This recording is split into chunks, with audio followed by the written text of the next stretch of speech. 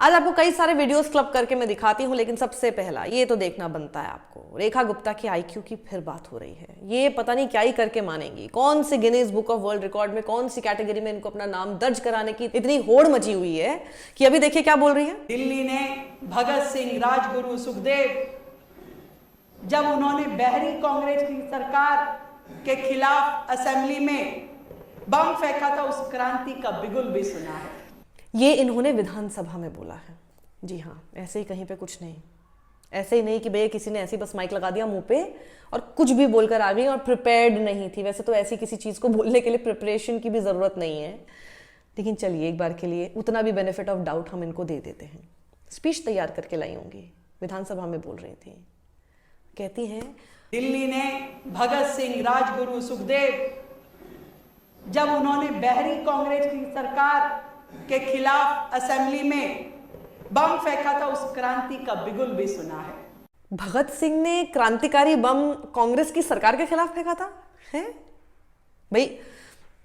मुझे लगता है कंफ्यूज इससे हो गई हैं कि जब अभी इनको पता चला कि अभी थोड़े दिन पहले इनको पता चला होगा कि 1885 में कांग्रेस बनी थी, तो इनको लग रहा है कि वो उन्हीं की सरकार तभी से होगी। अरे कांग्रेस आज़ादी के आंदोलन में लड़ रही थी, 1929 की एक घटना है।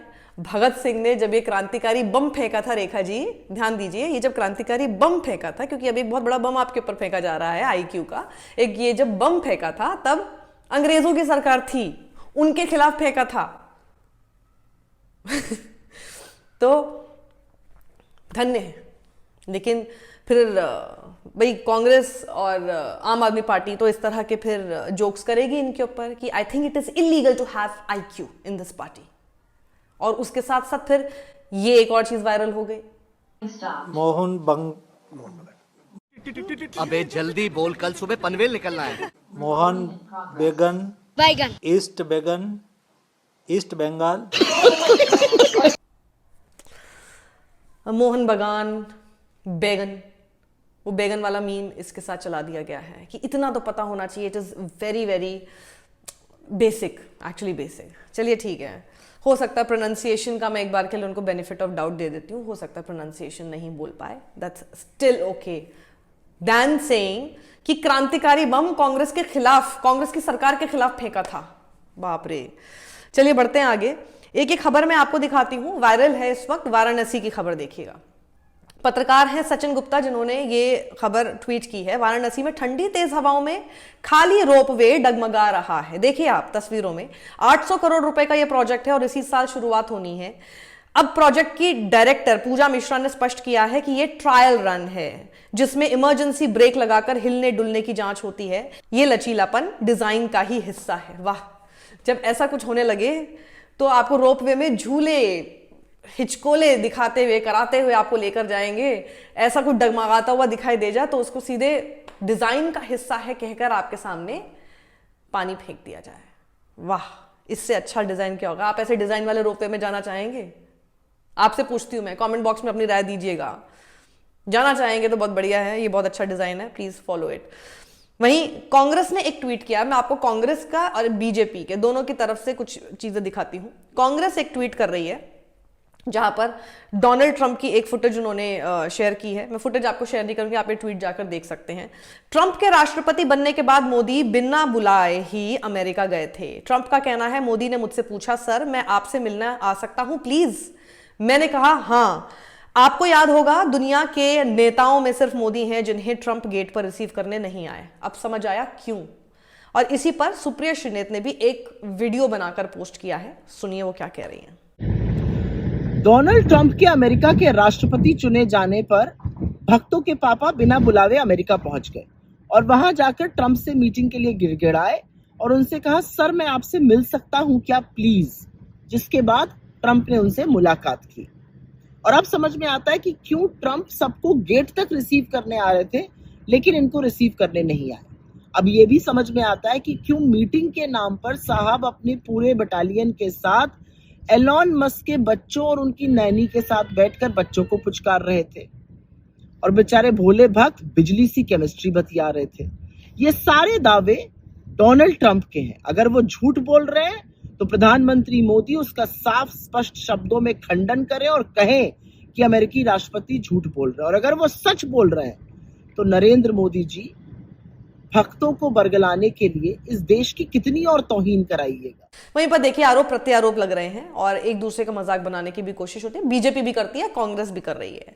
लेकिन बीजेपी का एक ट्वीट जिसको मैं समझती हूं कि ये बात तो बिल्कुल फैक्ट है, उन्होंने पी चिदम्बरम की एक स्पीच राज्यसभा से निकाल के ट्वीट की है। तो ये यहां पर पी चिदम्बरम इस बात पर सवाल उठा रहे थे। जाहिर सी बात है उस समय पे सवाल उठा रहे थे क्योंकि उस समय इसकी तादाद उतनी नहीं थी और ये इस तरह से बढ़िया लेवल पर फैला हुआ नहीं था नेटवर्क जिसमें कि यूपीआई का इस्तेमाल हो सकता था। वो सवाल उठा रहे थे कि टमाटर, प्याज और ये आलू खरीदने के लिए उसको अगर पैसे देने हैं, उसको अगर 70 रुपए 50 पैसे देने हैं, वो क्या क्रेडिट कार्ड का इस्तेमाल करेगी या फिर वहां पर कोई ऐसी मशीन होगी जिसका कि वो इस्तेमाल कर सके? कैसे होगा ये सब कुछ? Go to your village fair, buy potatoes and tomatoes and pay 7 rupees 50 paisa by a credit card. What will the poor lady do? Does she have a POS machine there? Is it connected to a electricity source? Is there Wi-Fi there? Is the internet working there? Do you know that every village has got a village fair? In my part of the country, the village fair takes in turns. Monday in this village, Tuesday in the next village, Wednesday in that village. All over India. That is where you bring your produce and sell. Vegetable, fruits, baskets, toys, plastic. You bring it and sell. You think all of them should have a POS machine in their hand? What kind of a false picture that you're presenting? लेकिन ये एक बात कहनी पड़ेगी, credit देना पड़ेगा कि yes, ये क्वेश्चन जरूर था लेकिन इसके ऊपर अमल जरूर किया है भारतीय जनता पार्टी की सरकार ने और बहुत तेजी के साथ किया है। और ये मुझे आप लोगों को बहुत फैक्ट्स के साथ बताने की जरूरत नहीं है। हालांकि इसमें जो इन्होंने जो वीडियोस पोस्ट किए हैं उसपे नरेंद्र मोदी का जो वीडियो है उसमें वो बता रहे हैं कि अभी मैं जब से बोल रहा हूं पिछले 30 मिनट में कितने मिलियन अभी तक यूपीआई के पेमेंट हो चुके हैं। बात सही है, ये आपको कहीं से भी देखने की जरूरत नहीं है, ये अपने आप महसूस कर सकते हैं। आज की डेट में आप बताइए, क्या कोई भी छोटी से छोटी सब्जी का ठेला भी हो, पान की दुकान हो, या आप बड़े से बड़े किसी शोरूम में जा रहे हैं, क्या यूपीआई अवेलेबल नहीं है? पेटीएम है, जीपे है, बाकी और तरह तरह के यूपीआई के गेटवेज आपके पास हैं। मतलब अभी इस तरह की सिचुएशन हो गई है कि आप पैसा नहीं भी लेके जाएंगे अपनी जेब में, हाथ में पैसा नहीं भी होगा तो आप यूपीआई का इस्तेमाल कर सकते हैं। लेकिन सवाल यहाँ पे ये भी है कि क्या उतने बैंक खाते, जो कि बैंक खाते भी बनाए गए, जीरो बैलेंस के बैंक अकाउंट्स लोगों के खोले गए, लेकिन क्या इतने लोगों के बैंक अकाउंट्स खुले हुए हैं कि वो यूपीआई की पेमेंट कर सकें? तो यस, यूपीआई पेमेंट हम कर रहे हैं, बहुत लोग इसका इस्तेमाल कर रहे हैं, पर क्या अभी ये 100% हो गया? तो 100% तो कोई चीज एकदम से नहीं हो पाएगी। 140 करोड़ का देश है, लेकिन तेजी उसमें जरूर आई है, ये होते हुए दिखाई दे रहा है। इस वीडियो को ज्यादा लोगों तक पहुंचाइए। सत्यमेव जयते।